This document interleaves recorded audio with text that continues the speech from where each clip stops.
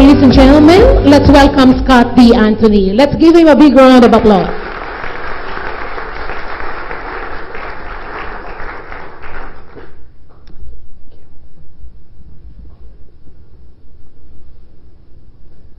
Thank you very much, Norlin, and good morning, everyone. Very good. No one was put to sleep. That's a good sign as we start today. We are going to try not to bombard you with feedback from the microphone. Let's learn where I can stand and where I can't. Not there. We are going to try to make today as interactive as we can. So there are going to be exercises. There's going to be lots of time where you can come into the discussion and throw questions at me. I really would like to make this as much of a dialogue as we possibly can as we go through the day. Let me start by giving you one caveat as we get into the material for today, explain what my expectations are for what you should get out of today, and then I will start going through some of the materials to stimulate a discussion around this topic of innovation. I have a problem. My problem is the material we're going to talk about today is a borderline obsession of mine. I've been in this field of innovation for about 16 years now as a practitioner that has helped to grow a company, as an advisor that has worked with the leaders of many large companies, including some in the Philippines, as a venture capital investor that has invested in startup companies, as a researcher, as a writer. This has been my obsession over the course of the past 16 years. The other problem I have is our organization is weird. Our organization is a US-based organization of about 100 people that I ostensibly run from my base in Singapore, where I have lived since 2010. Because most of our people are in the United States, but I'm based in Singapore, it means two things. Number one, I have a lot of late-night phone calls. And number two, I'm on an awful lot of airplanes. The field of consulting demands that you travel. When your people are in the U.S., there's a lot of long trips that I take. I'm a bit of a nerd. I track all of this stuff. In an average year since 2010, I travel 293,000 miles in the air. It means my average height for the year is about 1,000 feet off the ground, which is sad. The good news is it gives me a lot of time to think and write, which is why I've written some of those books you saw before. The bad news in all of this is I know way too much about this field. There are too many things that we could possibly talk about in the course of a single day. So I try as best I can to filter and choose and pick out the concepts that will be most resonant for the audience, but it also means that it will be a little bit like a fire hose. And I expect by the end of the day, some of you will be knocked backwards and staggering, saying, oh, I don't know what to do with all of this. I expect as we go through the activities today, which are intended to whet your appetite around innovation, all of you will say, not enough time to do everything that I could do. This is by design. What I'm intending you to get at the end of the day today is no more than three things. Number one, I want to give you a very simple language system around innovation. A lot of the struggles that we see people have with innovation simply come because they make the field more complex than it needs to be. So I'm going to give you some very simple definitions to help give you a way to talk about innovation inside your organization. Number two, I will give you some very simple tools. Some of these you'll have a chance to practice with. Others will just give you a first exposure to. But you will have things that you can bring back and begin to use tomorrow to advance innovation in your organization. Third, and by far most critically, I want you to leave today with a feeling. 2 days from now, you won't remember what was on slide 62. You won't remember the third line in the second quiz I had you do during an activity. But I want you to have a sense that rather than being something shrouded in mystery, rather than being a black art, rather than being something that requires special DNA, innovation is a field that any of you can master and manage with careful practice. Because that feeling will lead to all of you going and studying more and practicing more. So those are the three things that I will commit to deliver by the end of the day today. A language, some tools, and a feeling. I'll tell you some stories, I'll show you some pictures, you'll understand why there's a shark drinking a milkshake, flying a kite, a man in a wizard hat, a butterfly, and self-promotionally a cover of my book by the end of the day today. So with that, let me turn on my clicker and get started. So the way we have organized my content modules, and thank you for fixing the feedback, I can wander more, I wander. I have a Fitbit, I track my steps, I know when I speak, I get high step counts because I can't stand still. Anyway, so we have 4 content modules that I will go through. In each module, I will aspire to give you the core thinking behind the module in about 25 minutes or so. This is not pre-packaged material. This is the first time I've ever presented this exact flow to an audience, so it might be plus or minus a few minutes. We'll then give you a chance at your tables to use some pretty simple do-it-yourself guides to practice the concept. We use the word workshop, but we know you won't fully complete any of these things, just a way to reinforce. Then we'll have some questions and then move on to the next topic. I wanted to start with a pretty simple one. How do you fundamentally change the soul of your company? That's not simple, obviously, that's incredibly complex, but this is what I wanted to do to frame the beginning of the day. For each module, there'll be 3 key messages I will be driving home. Here they are for this one. Number 1, disruption is coming to every nook and cranny of the global economy. Number 2, in response to that, you have to remember 3 letters, A, B, C. And number 3, to get started following these 3 letters, you need to demonstrate the courage to choose. Let's dive in. Let me tell you about 3 face-to-face encounters that I had with disruptive change to begin to frame up this conversation. This is the first time I ever met a disruptive innovator. That is me in the hands of my grandfather, Robert N. Anthony Sr. I'll tell you his story at the beginning of the next module. I would later learn in life that the year I was born, 1975, was also the year when a disruptive technology was born. The disruptive technology was created by this guy here, Steve Sasson. Steve Sasson at the time was an engineer that came up with a new technology. Here's the technology he created. Anyone know what Steve Sasson is holding there? This is a prototype he created in 1975. What is this? Digital camera. So this is the world's first digital camera, prototyped in 1975. There he is in 1975, 24 years old, kind of long hair, looks a bit like a hippie, whatever you want to call it. Do you know where he worked in 1975? Kodak, that is correct. So imagine this scene. It's 1975. At the moment, Kodak is at its height. One of the world's most powerful companies. 80% market share, 70% margins in its core business, selling film. This young engineer comes up with a camera that has no film. How does Kodak feel about that?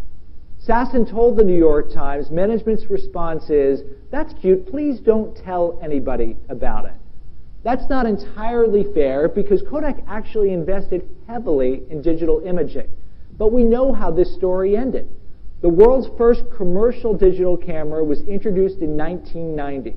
The world didn't end overnight for Kodak, but it did indeed end. By 2012, a couple ups, a couple downs, Kodak had gone bankrupt.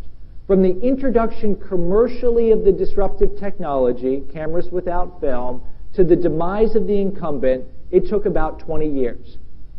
Let me now fast forward a little bit. This first story was 1975. The second story will go to 1994. This was my first face-to-face encounter as a practitioner with a disruptive technology. At the time, in 1994, I was the managing editor of a daily newspaper. Now, you will see the picture here, and you will pretty quickly realize this is not the New York Times, USA Today, or any major newspaper. No, this was my college newspaper. If you saw in my biography at the beginning, I went to a small school in the United States called Dartmouth College. This is located in Hanover, New Hampshire. Anyone here ever been to Hanover, New Hampshire before, by any chance? It's a beautiful place to visit, particularly this time of year. The leaves are changing on the trees. Very, very pretty place. It's in the middle of nowhere. The closest U.S. city is Boston, about a 2-hour drive away. Hanover has a population of about 10,000 people, and nothing happens there. Yet still, somehow, I and my colleagues managed to put out a newspaper 5 days a week. We covered hot happenings like Moose Loose in the college cafeteria, which actually happened while I was at Dartmouth. Or this one, town considers adding a second stoplight, which they did. It was a huge deal. We took it seriously. We had a staff of 50. We had about $250,000 worth of revenues. Now, 1994 was an interesting year in the media world. This movie came out. Anyone recognize this? Shawshank Redemption. So this is my tip for about, 5:17 today. When you see this picture again, the presentation materials are done. It'll all make sense when we get to the end. This is my very last slide here. 1994 was interesting for other reasons. In December of that year, Mark Andreessen and his team introduced this, the Netscape browser. For the first time, people could access the World Wide Web. There we were, a leadership team confronted with a disruptive technology.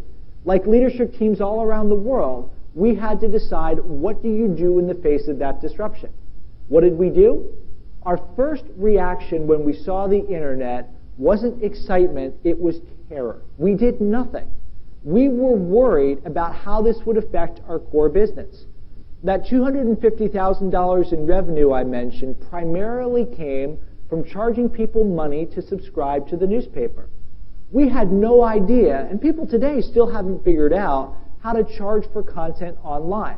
So our first feeling wasn't hope or excitement, it was terror. We paused. We got over that fear. After all, we were college students. We didn't have a board of directors or shareholders to worry about. We could do whatever we wanted. But we didn't reimagine, reconfigure, or reinvent our business. When we went online, we did what almost every major media organization did, which was create a word-for-word, pixel-for-pixel replication of the print version of the newspaper online. Rather than thinking, what could we do differently, we tried to force-fit the technology through the lens of our business model.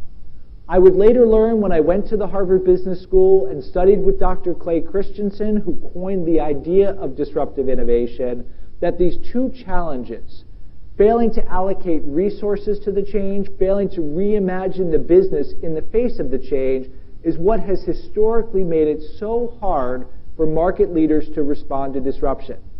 How did this work out for us and the rest of the industry? Not very well. This is one of the more stunning charts you will see about the impact of disruptive change. Note again, the world didn't end overnight. My story began in 1994. The next 12 years or so were actually pretty good for the U.S. newspaper industry. Then you get to about 2006, 2007, and 55 years of growth are eviscerated in 5 short years. 12 years, in this case, from about beginning to end. Let me tell you my third and final story in this first subpart of our first module. Let's go to 2007. 2007 was a year of disruptive births. Here was an important one for my family. This is my second child, my daughter Holly. You will meet all 4 of my children by the end of the presentation today at various parts of the discussion. There's Holly. She was born in December 2007, continues to be a very disruptive force in the Anthony household, though we love her dearly. The mobile phone industry suffered a very disruptive birth in 2007 as well. In January of that year, Steve Jobs announced. In June of that year, Steve Jobs launched the iPhone. Show of hands, how many of you have an iPhone today? I will judge that to be about 35% of the room. Also in 2007, Google and a number of handset manufacturers got together behind the Android operating system, launched the Open Handset Alliance. How many of you have an Android phone, hopefully one that doesn't spontaneously catch on fire? It looks like about 50% of the room. In 2007, neither of these companies were leaders in the mobile phone industry. There was an unquestionable king in that industry. Who was it? Nokia. How many of you have a Nokia phone today? There's one in every crowd. We're at an innovation discussion, sir. You shouldn't have Nokia phones anymore. So Nokia was the unquestioned market leader. I'll come back to them in just a second. We know that Nokia is no longer the king. Here's what happened in that industry again. The world doesn't change overnight. Apple began to grow, and Nokia's business still looked pretty good, peaking 3 years after the launch of the iPhone at about 100 million handsets sold a year. 2015, Microsoft takes a write-off on that transaction, a price of about $5 billion, saying that what they had purchased was essentially worthless. The king dies, and in this case, rather than taking 12 years, it takes about 6 years. You notice the pattern here. The time frame that goes from the inception and launch of the disruptive change is shrinking. 20 years to 12 years to 6 years. More broadly, we see the pace of change accelerating and going into more places than it ever did before. One piece of long-term research that we have done looks at the lifespan of companies on the S&P 500, the largest, most powerful publicly traded companies in U.S. markets. You notice this goes through cycles, but the trend line is going down. It was in the 30s, in the 60s, it's now in the teens here. Our research suggests that 50% of the companies on the S&P 500 will not be on that index 10 short years from now. What will happen to them? Well, some might be like U.S. Steel here. It still exists, but it's no longer as important as it used to be. Some will be like Avon, that will be acquired by another company. Some will be like Kodak or Radio Shack, going out of business. Who will replace them? It might be a company like Accenture that's existed for a long period of time, but takes the next wave of growth. Or even more likely, it will be companies like Facebook. Facebook is 12 years old and one of the 12 most valuable companies in the world. The great companies of tomorrow are companies that likely do not even exist today. So this is the first key message I want you to remember from today. If you watch the show Game of Thrones or you've read the books on which it's based, you know the Stark family has a saying, winter is coming. It is not winter that is coming. Global warming is taking care of that. Instead, it is disruption that is coming to every nook and cranny of the global economy. There are no longer safe industries. Every industry has to confront the existential challenge of disruptive change. Now, we were founded by the guy who coined the term disruptive innovation. It's another one of our obsessions. We think about it all the time. There are some meta disruptions that we're watching very closely. The rise of robots and drones. Amazon and Alibaba are both experimenting with ways to do drone-based delivery. Amazon is an incredibly inventive company. It filed a patent recently for what's known as predictive delivery. That is, they start to deliver something to you before you even order it. Now, they're not reading your mind yet. Instead, they're using big data analytics to predict where packages will go in particular areas. They start to ship them, and then they write the specific label and direct the drones as the package is mid-delivery. Amazing stuff. We're looking at 3D printing, additive manufacturing. The woman pictured here graduated from the Harvard Business School and created a company called Mink. Her 3D printer custom creates makeup, any color or hue that you want, created in your own home. Now, whether or not this succeeds, who knows, but the ability to custom create things at very low scale, when combined together with different ways to distribute things, will change fundamentally the businesses of anyone who is involved in making stuff, in distributing stuff, in shipping stuff, and in selling stuff. These worlds will also change as computing continues to disappear. Smart connected devices, the Internet of Things. This is an early application from Disney, which allows Disney, this is the Magic Band that you get in some of its theme parks. The Magic Band allows Disney to do an even better job of executing one of the world's truly most brilliant business models. When you go into a Disney theme park, Disney picks you up by your ankles, they turn you upside down, they shake every dollar and cent out of your pocket, they stand you back up and have you leave with a great big smile on your face. Now done even better with the Magic Band. You also, as you have computing disappearing, you are now beginning to have the rise of the quantified self, the science of life, whatever you want to call it. I mentioned I religiously wear this Fitbit. It allows me every day to see how many steps I took, how well I slept, etc. You can see here a pretty good walking day, not such a good sleep day, probably because I was worried about the fifth big trend, everything as a service.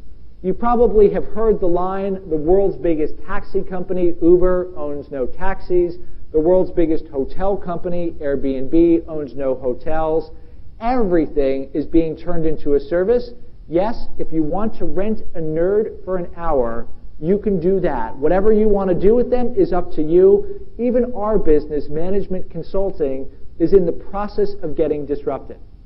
What do you do in the face of all of this? Disruption is coming. You've got big changes coming. They're happening faster than they ever did before. The answer is both simple and complex.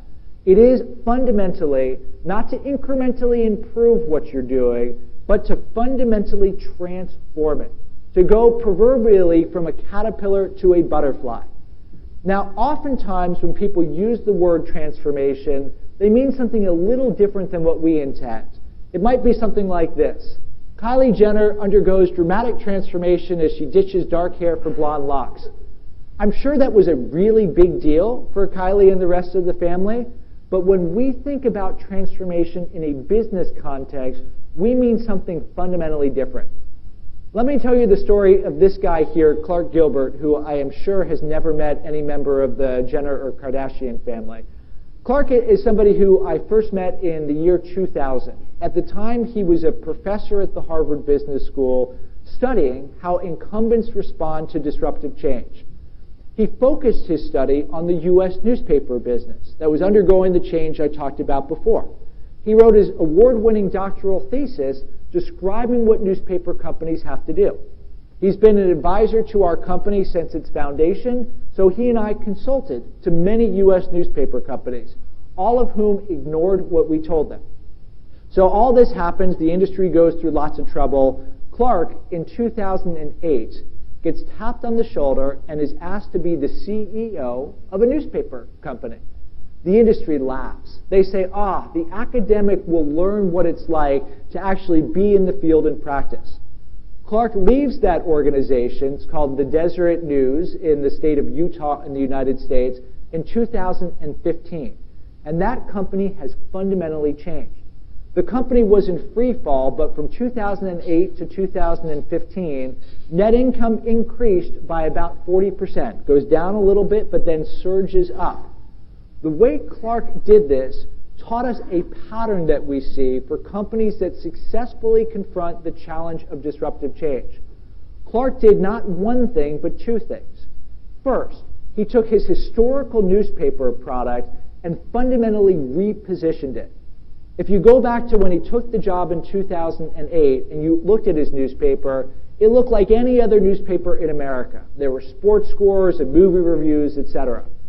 Clark said people can get that basic stuff from the internet much better than we could ever do it.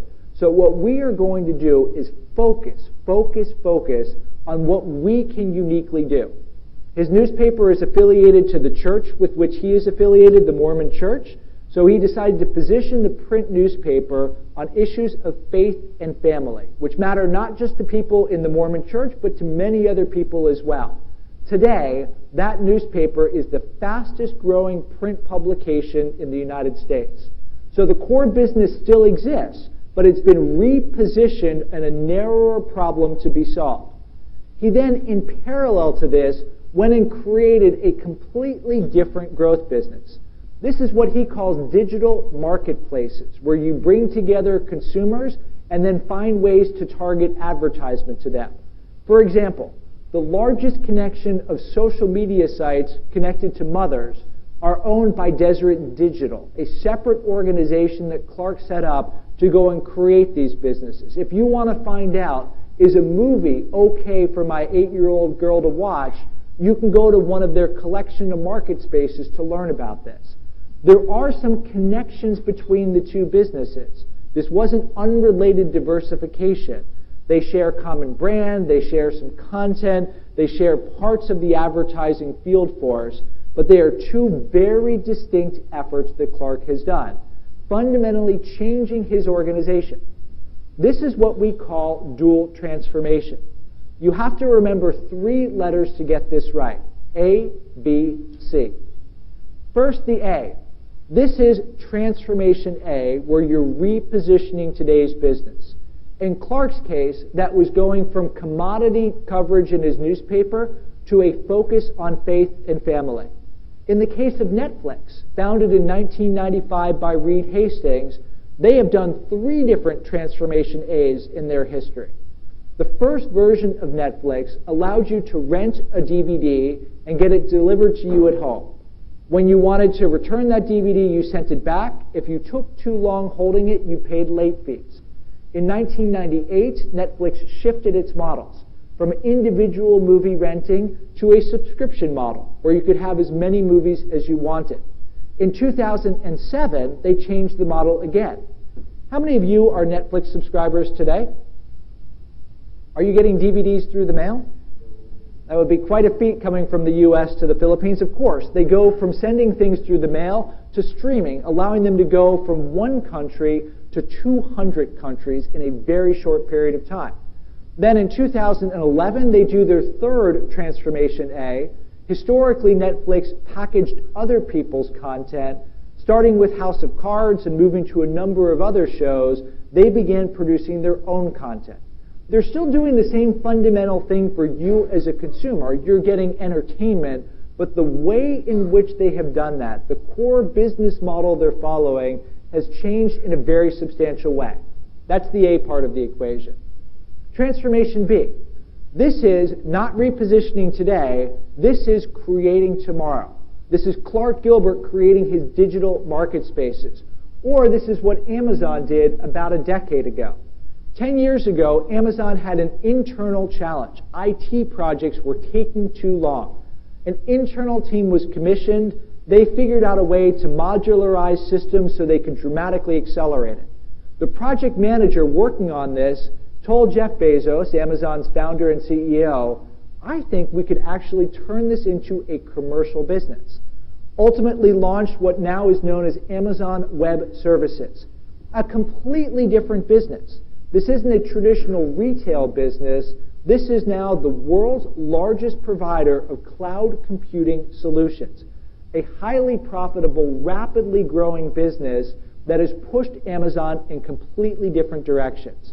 This is the B part of the equation, finding a new problem to solve that allows you to push your business in new directions. The C. I told you that what Clark did was not unrelated diversification. Rather, there is a very carefully managed capabilities link between the historical business and tomorrow's business that takes what used to be known as the innovator's dilemma and turns it into the innovator's opportunity. The thing that's pictured here is a new business that Medtronic, the world's largest medical device manufacturer, launched in India a few years ago. The business is called Healthy Heart for All. What this is a new business model that allows Medtronic to bring its pacemaking technology to many more people in India. India has more heart disease than any country in the world, but Medtronic struggled to bring its pacemaker to people who needed it because they couldn't afford the pacemaker. By doing direct-to-consumer advertising like this to raise awareness, by launching diagnostic camps to try and find people who needed a pacemaker, and then most critically, to creating the world's first loan program for an implantable medical device. Think about that for a second. We've got some people from banks here. You give out a loan to somebody who buys a hard good like a car, and they don't pay it back? No problem. You repossess the asset. You give someone a loan for a device that gets implanted in their chest, and they don't pay it back? That's a little bit more challenging. But drafting on principles of community, of social finance, of peer-to-peer lending, etc., microfinance, Medtronic was able to solve this problem. What's cool about this story is Medtronic did something that literally 2 companies in the world could do. Rather than have size be a disadvantage, They took advantage of their unique assets, the ability to operate in a regulated field, their knowledge of the healthcare industry, access to doctors, and they turned that into a huge growth opportunity. There it is, the dual transformation framework. Transformation A, reposition today. Transformation B, create tomorrow. And C, the capabilities link that ties the two of them together. This is something that we've seen a number of companies do around the world. If you look at Adobe, their Transformation A has been software as a service, where you don't buy packaged software anymore. Transformation B has been marketing analytics. Apple has done this, I think, quite clearly. Over in the healthcare space, Janssen, which is the drug arm of Johnson & Johnson, has changed the way that it creates drugs by working with third parties. And even more radically is imagining a world where nobody gets disease. They intercept disease before you get it, which is a really radical idea for a company that sells pharmaceuticals to manage disease. And then over in Singapore, Singtel, the largest telecommunications operator in Southeast Asia, its A is moving from voice to data.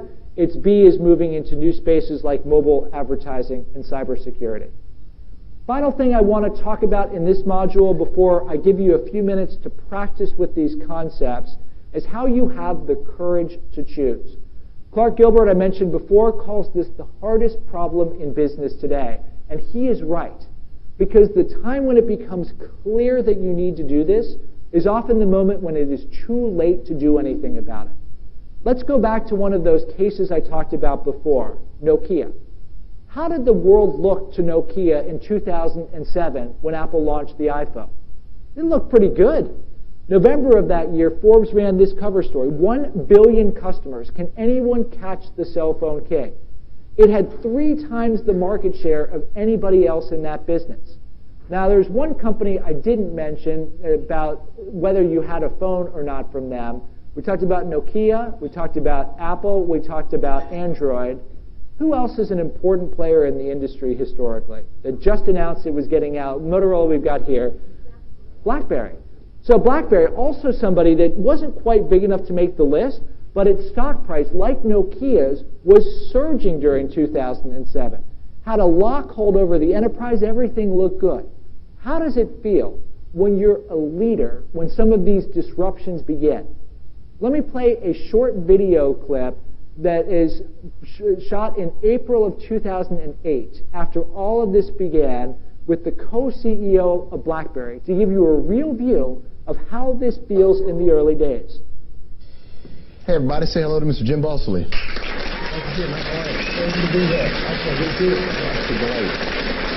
Wow. How is it that you have the same one that I have? Shouldn't you have some fancy James Bond version? You're living the dream, man. It doesn't even have a camera. You don't have the camera one. How's things going? Things are really good, thanks. Yeah, excellent. You imagine, I mean, all the things that have sort of changed in your life in the last 10 or 15 years. A lot less has changed than you would think, really. A very normal life, kind of. It's just a whole lot more zeros on everything. Yeah. Which is great if the decimal point's in the right place, you know. I mean, where RIM has gone in the last, like, you know, did you have a moment where you thought, okay, I think we've reached, like, we're here? You know, not a lot, really. I don't sort of think that way. I don't sort of look up too much. I don't look down too much. You know, it's the great fun is doing what you do every day, and so yeah, I'm sort of a poster child for not sort of doing anything but what we do, you know, every day. So, no, I don't really think about it a lot, no. I mean, do you get the sense that at this point, with what the BlackBerry itself, that device has done for your company, that it's a matter of time before other people, like the iPhone didn't really do it. I mean, like, do you ever look at it and go, what are we going to do if this isn't our primary business, growing RIM beyond something like a BlackBerry? No. Probably die. That'll just be it. We're a very poorly diversified portfolio. It's like, one thing. It either goes to the moon or it crashes to Earth. So, but it's making it to the moon pretty good. So sure, totally. We'll stay with it. Either goes to the moon or crashes to Earth. BlackBerry stock now, research in motion, down 97% since this video aired. Stephen Elop became the CEO of Microsoft in late 2010. He looks around at what's going on. and writes what became known as the Burning Platform memo given as a speech to Nokia, describes the famous story of someone who was on literally a burning platform and what they chose to do. If you wait until the platform is on fire, you have two choices. One is you jump and pray. The other is that you get burnt to a crisp. These are not good strategic options. Instead, what you need to do is to have the courage to choose to begin to change your enterprise, your business unit, your business line, your product before the platform is on fire. In contrast to Stephen Elop, we show Mark Bertolini. Mark Bertolini is the CEO of a large health insurance company called Aetna. He gets the position in 2010. Everything looks great. The Affordable Care Act, otherwise known as Obamacare, has been passed. 50 million customers are now in play. Aetna has record earnings and record profits. In the face of all of this, Bertolini decides to blow the business up because he says in the long run this needs to be done, so I want to get out ahead of it. The question all of you have as leaders, and this is the last bit of content before I give you a chance to practice, then we get some questions as a group. The question for all of you as leaders is, how do I know? How can I sense that a big change is coming before I'm standing on that burning platform? We have 6 things that we look for, early warning signs of disruptive change. First, you begin to see some decreases in customer loyalty, often driven by the fact that you are over-serving or overshooting your customers. In layman's terms, that means you are giving them bells and whistles and features that matter to you, that matter to your engineers, but don't matter to them. I think of this whenever I pick up a remote control inside my hotel room. Somewhere in the world for the TV, somewhere in the world, there's an engineer who thought that 53rd button was really going to make the difference. But I can't figure out how to use it, and I don't care about it. When you begin to offer people the 53rd button, they'll take it, but they won't pay for it, which creates opportunities for someone to come in and satisfy them with a simple, easy solution. Venture capitalists investing in a space is an early warning sign. Not everything will pan out, but all the investments today going into things like artificial intelligence, 10 or 20 years from now, undoubtedly will cause big change. You then begin to see a catalytic event. This could be an entrant emerging. Often it's not straight in the mainstream of your market. Often it's at the fringes. The first iPhone wasn't a good phone. The battery life wasn't good, the call quality wasn't good, but there was a population of users that loved it because it gave them something that they otherwise couldn't get. When you look down your nose at something that's beginning to get traction, watch out. Watch even more when habits begin showing signs of changing, because that's often the trigger point that suggests disruption is coming. You then get to the point where you feel the impact. Somebody goes from just the technology to a business model that's really hard to beat. In the case of Apple, you add on the App Store, you change the way that you distribute the product, and the market leaders are in real trouble. And finally, you feel it on your financial statements. Ironically, in the beginning days, it actually feels pretty good, as you're often losing the lowest margin tier of your business, and you're working the cost side of your business to push profit margins up. So it looks okay. But that's a clear sign that you face a true existential threat. You've got in the materials, I believe, I hope, if you have your little packets in front of you, I'm going to do a little bit of mind control here. You should have some white pieces of paper in there that are activity guides and summary sheets. The first activity guide has a version of this chart here, which shows a very simple set of things that we look for to try to assess the possibility of, or the early warning signs of disruptive change. What this does is take the 6 factors that I talked about and gives you a quick way to assess, are we safe? Are we seeing some signs of danger? Or are we in the red alert phase of this particular area? What I would like you to do at your table for maybe the next 10 minutes or so is to take that early warning sign assessment and very quickly look at the lens of whatever is most appropriate for you and your colleagues. If you're with a team, talk about it together. If you're by yourself, you might do it yourself and trade with the person sitting next to you.